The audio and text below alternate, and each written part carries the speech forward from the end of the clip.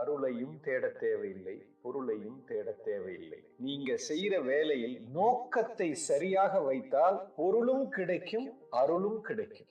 அதாவது 2 பேர் இருக்காங்கன்னு வச்சுக்கோங்க. 2 பேருமே உணவு தொழில் செய்யறாங்க, ஒரு ஹோட்டல் நடத்துறாங்க. நம்பர் 1 முதலாளி என்ன பண்றாரு, நான் இந்த ஹோட்டல் நடத்தி கோடி கோடியாக நான் சம்பாதிக்க வேண்டும் என்ற நோக்கத்தை வைத்து அந்த தொழிலை செய்கிறார்.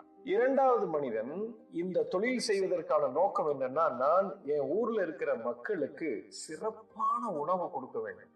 இப்போ 2 பேருமே ஹோட்டல் நடத்துறாங்க. முதல் மனிதன் பொருளை தேடுகிறார், அவனுக்கு அருள் கட்டாயம் கிடைக்காது, பொருளும் ஒரு அளவுக்கு தான் கிடைக்கும். இரண்டாவது அதிபரோ நான் மக்களுக்கு என்ன கொடுக்கணும் அப்படிங்கிற ஒரு நோக்கத்தில் இருக்கிறார்.